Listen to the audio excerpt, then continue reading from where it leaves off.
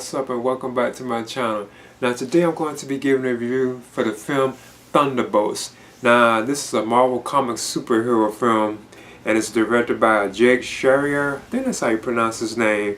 Now this is also the 36th film in the Marvel Cinematic Universe. Now the plot synopsis of the film is about a group of anti-heroes who are caught in a deadly trap and they are forced to work together or like on a dangerous mission. So this film basically brings together like a lot of like the anti-heroes from a lot of like the Marvel Cinematic Universe films. Like you have Florence Pugh as Yelena Belova. You also have Sebastian Stan as Bucky Barnes, and of course you know Bucky Barnes is like friends with like Captain America. You also have Ryan Russell as John Walker, a U.S. agent. You also have Louis Pullman as Bob Reynolds, the Sentry. Oh yeah, I don't want to spoil him too much. You know, he's kind of cool though. You also have other characters too, like in the film. There's like tons of them, and they are brought together to take on like this like big threat. You have all the various different heroes who have appeared like throughout the films, like Olga. I forget her name as the Taskmaster. Yeah, Olga Kurylenko as the Taskmaster. You know, she can like kind of teleport around, but she has photographic reflexes. You also have David Harbour as the Red Guardian, and other ones too, like Hannah John Common as Ava Storr or Ava Storr the Ghost.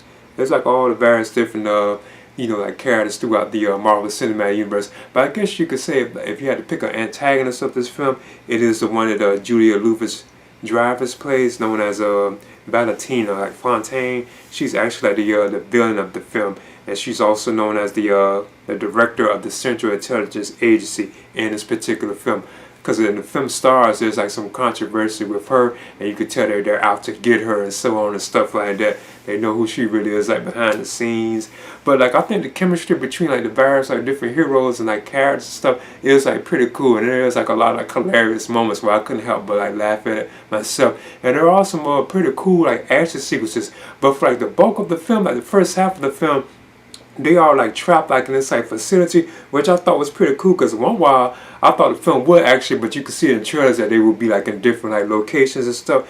It looks like I thought the whole film itself would take place like in this particular place where Yelena was sent to check out, to scout like this person that's like going in there. So yeah, I thought the film, once it got to that particular point, it was gonna stay. I don't want to spoil it, but I thought it was gonna stay in there for like a long time.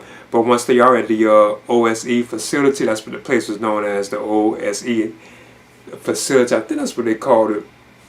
Let all the group of anti-heroes, I guess you could say, because each one of them are like after each other basically. It turns out they meet this one guy known as Bob, and like I said, I don't want to go into him, but what he turns out to be in the end, I thought was pretty cool. Like what his character turned out to be, I thought was kind of cool. But yeah, like I said, the chemistry between all of them is pretty cool. Like you could say the father and daughter relationship between like Yelena and like her father, like the Red Guardian, David Harbour. I thought those moments were still kind of funny too as well. But yeah, the film does have some pretty cool, like I was mentioning, like action sequences, like where they're having like battles and fights. A lot of those are pretty cool too as well. But overall, in the end, it did hold up. It doesn't seem like it was really like a dull moment. I don't think it had any like pacing issues in it. But at the same time, it's still kind of hard trying to.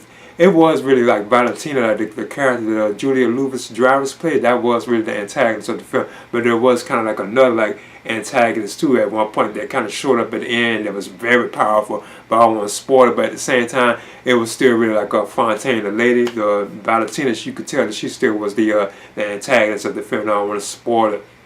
But you also have like another character in the film who's like very close to Fontaine, and she's known as I forget what her name was, but she's played by Geraldine.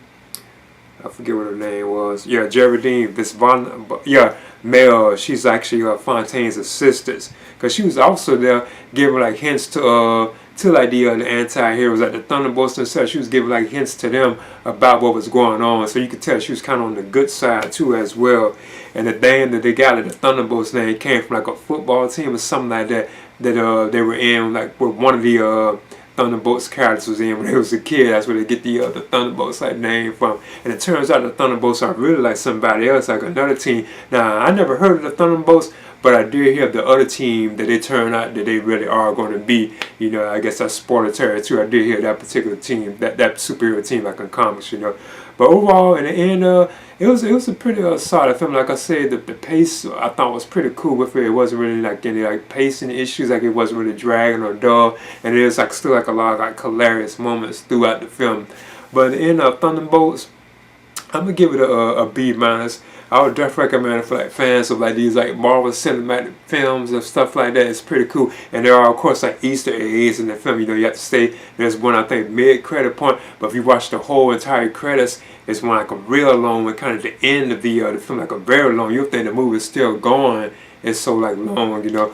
But at the end, I'm gonna give this a B minus. Please leave a comment and subscribe too as well.